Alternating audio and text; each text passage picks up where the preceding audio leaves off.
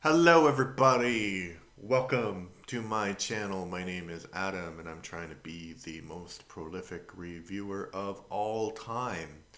And I am still on a bit of a Betty Davis kick. I think I've watched about 10 of her movies in the past week and a bit.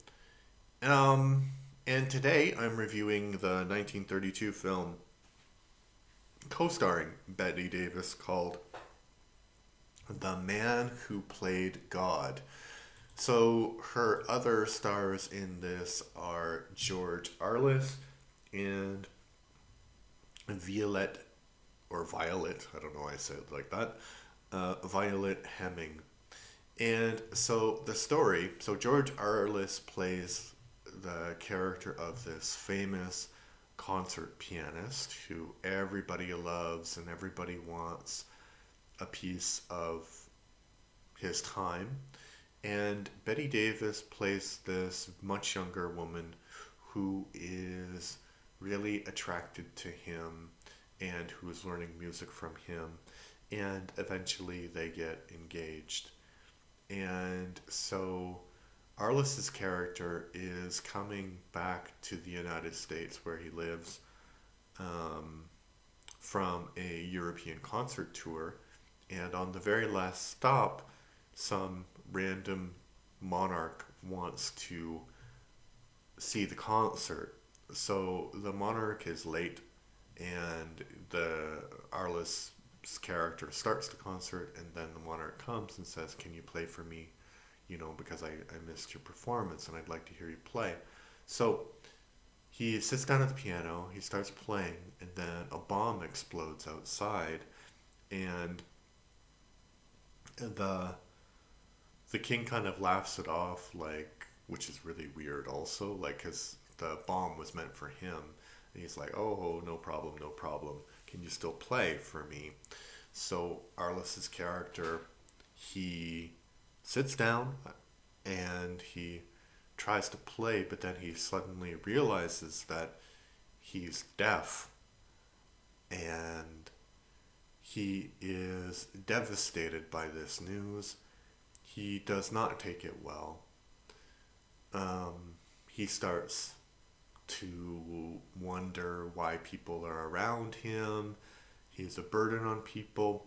And during this time, Betty Davis's character has gone to California for a previously arranged stay with some friends of hers. And she says that they'll get married when she comes back. But Arl's character gets more and more despondent and basically tries to commit suicide at one point. And his butler is like, other people are deaf. Why are you committing suicide because of that?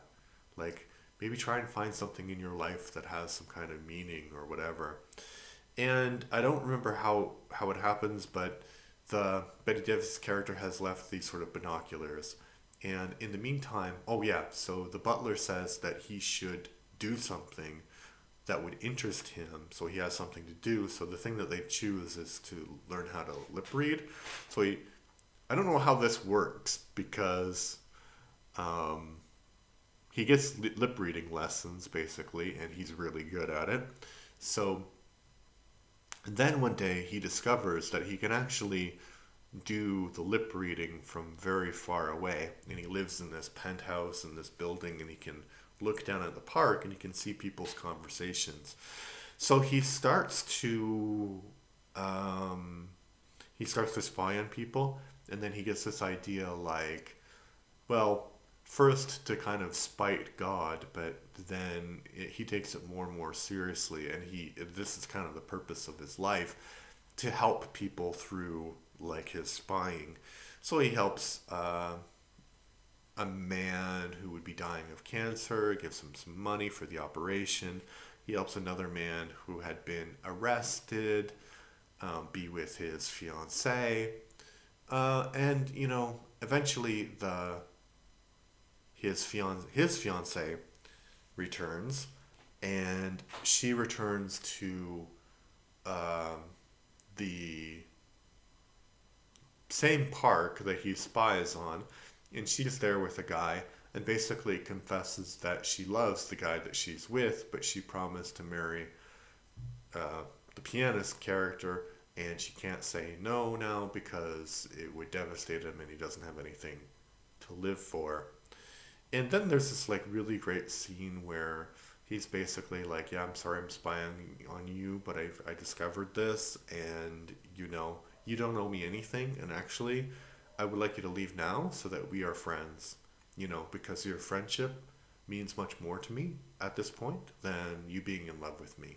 And so she's like, "Yeah, okay," and then she leaves, and he basically says, "You're a real gentleman," which is, I mean, it seems like a cutting kind of thing, but he's not bitter about it at all. So I think that was really good. And I don't know. I don't think that this is the most enjoyable Betty Davis film. It's not the kind of story that I usually like. But I think Arliss is just so over the top that his acting is enjoyable, and Betty Davis's performance in it is like, I think at this point she's definitely a movie star. You can tell that she has this charisma that can take over scenes. Yeah, about that, there's nothing much else to talk about the movie. Um, this was so before the Hays Code, and so Hollywood was freaking out because they didn't want to be censored. So the movie production studio, which I think was Paramount, Warner Brothers, um, they used this film as an example of how they can create morally upright stories without needing to be censored. Yeah, interesting times that was. Because, um, on the one hand, it seemed like a bit of an overreaction because some of the movies that I have watched that seem to be like so controversial in the 30s are not controversial by our standards, right? And the movies we make now are far more controversial.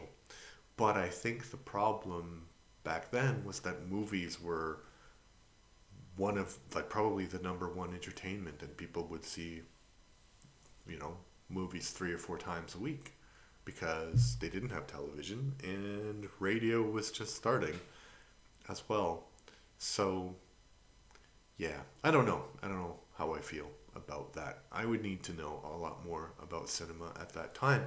And that's a great thing about this ride that I'm on is like I'm learning about cinema in different places and different genres and different actors. So I think I am on an educational journey and I like it. So I hope you like it too.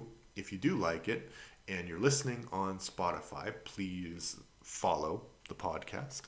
If you are watching on YouTube, please like and subscribe. I'm trying to go for 150 subscribers by the end of January, and I believe that I have 140. So it's completely possible. All right, and maybe one last thing.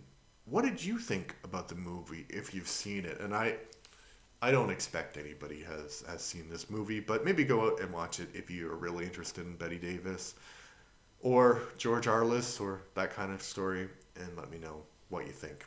Okay, bye bye.